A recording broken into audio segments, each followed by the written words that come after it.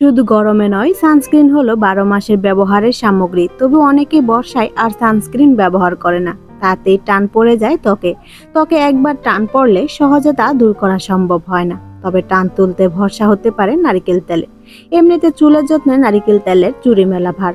শুধু নারিকেল তেলের সঙ্গে কয়েকটি উপাদান মিশিয়ে নিলেই টানের দাগ সহজে দূর করা সম্ভব।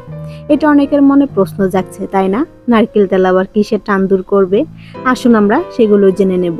তো বন্ধুরা, ভিডিওটি শুরু করার আগে ছোট্ট একটা রিকোয়েস্ট করব, এখনো যারা আমার এই চ্যানেলটি সাবস্ক্রাইব করেননি তারা দ্রুত চ্যানেলটি সাবস্ক্রাইব করে পাশে থাকা বেল আইকনটি ক্লিক করে রাখবেন, যেন পরবর্তী ভিডিও ছাড়ার সাথে সাথে আপনার ফোনে নোটিফিকেশনটি বেজে ওঠে। তো চলুন আর কথা না বাড়িয়ে আজকের মেন আলোচনায় ফিরে আসি। এটি হচ্ছে খুব সাধারণ একটি টিপস, তবে তার কার্যকারিতা কিন্তু 100%। নারকেল তেল ব্যবহার করে কিভাবে টান তুলবেন, এখন এটা নিয়েই আলোচনা করি। প্রথমে 1 টেবিল চা চামচ নারকেল তেলের সঙ্গে 1 চিমটে গুঁড়ো হলুদ নিয়ে নেবেন। গুঁড়ো হলুদ নিয়ে নেওয়ার পর এটি খুব ভালো করে মিশিয়ে নেবেন। প্রথমত নারকেল তেলের সঙ্গে যে হলুদ মেশানো যে তেলটা, সেই তেলটা আপনার ত্বকে মিশিয়ে নিতে হবে। তবে পুরো ত্বকে না, যেখানে যেখানে আপনার রোদে পড়া দাগ হয়েছে সেখানে। এরপর 20 মিনিট অপেক্ষা করবেন। তারপর সামান্য গরম পানি দিয়ে ধুয়ে ফেলবেন।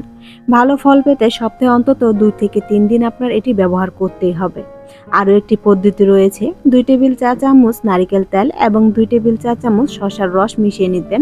তেল এবং শসার রস যখন একসাথে মিক্স করে নেবেন, ত্বকের যে যে অংশে রোদে কালচে ভাব বা ছোপ পড়ে আছে সেই জায়গায় মেখে নেবেন। মেখে নেওয়ার পর অত্যন্ত 15 থেকে 20 মিনিট অপেক্ষা করবেন।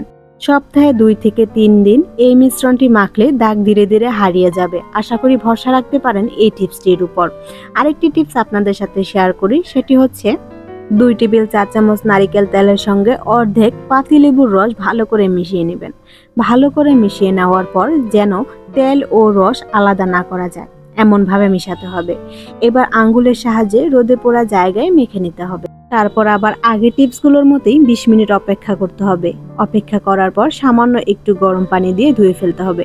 সপ্তাহে 2 থেকে 3 দিন এটিও ব্যবহার করলে একটি ভালো রেজাল্ট আসবে আশা করা যায়। তবে বন্ধুরা, একটা কথা শেয়ার করি যে শুধু খুঁজে খুঁজে ইউটিউবে ভিডিও দেখলে হবে না।